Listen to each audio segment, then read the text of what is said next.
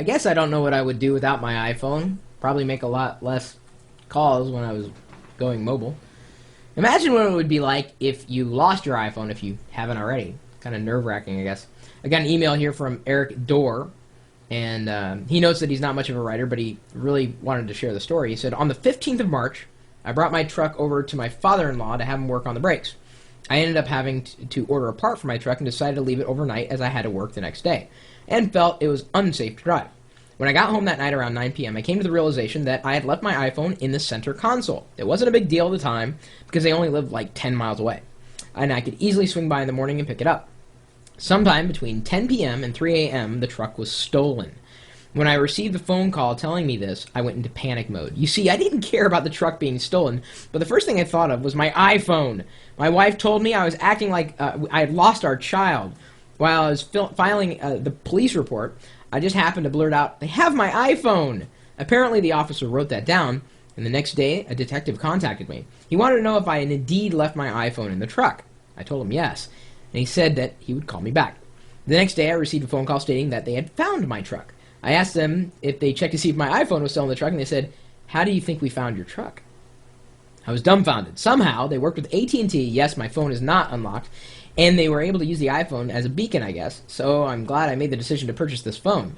It was worth being an early adopter. The iPhone is the greatest phone I ever owned, and it saved me the hassle of having to get a new vehicle. And it's potentially a crime fighter. Now, some people might be scared by that, but in this case, he was able to use the power of the iPhone to help authorities locate it.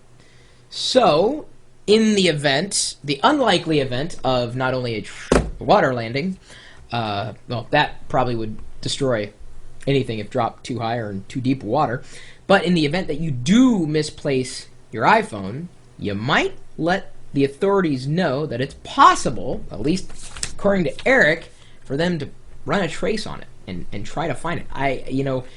It's one of those things that you don't think about until you need it. It's one of the reasons why I have been using certain services that would allow me to, well, specifically on like this particular MacBook, they make a low jack for laptops, which is just, I think, is just, it's peace of mind more than anything else.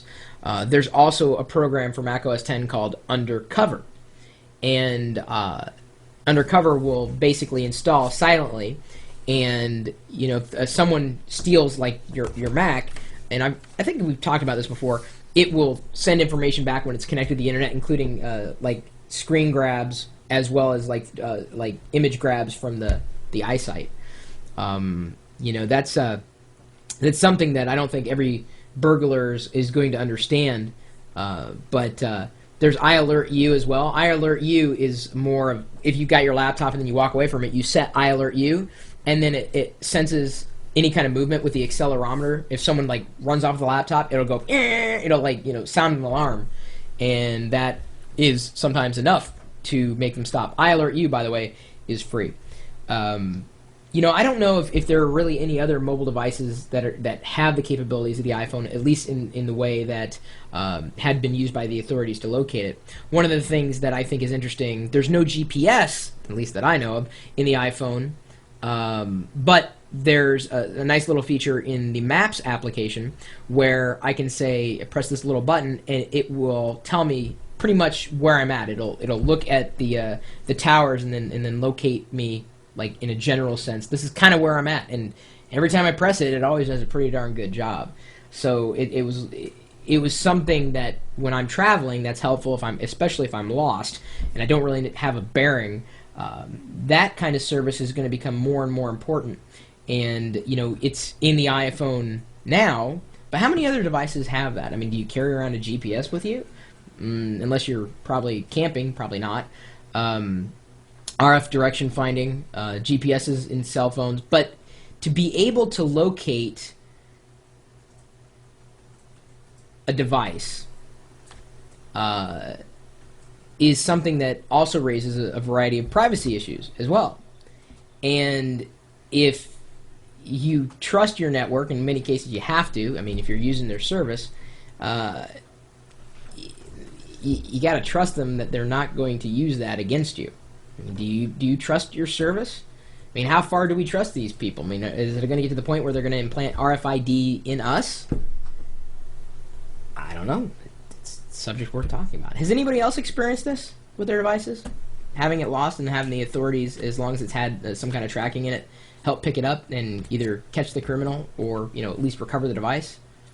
Be interested in finding out. Anyway, my email address is chris@perillo.com, and I'd be interested also in finding out what you guys think about the future and the privacy implications of something like that, specifically if it got into the wrong hands. You're welcome to swing by the chat room. We're typically talking tech 24 hours a day. You pretty much know where I am. You don't need to run a trace on me. It's right here sometimes. Not always, I know. But that's okay. There are plenty of people in the chat room who will keep you entertained as long as you entertain them in a very friendly way. We're at live.perillo.com. We'll see you later.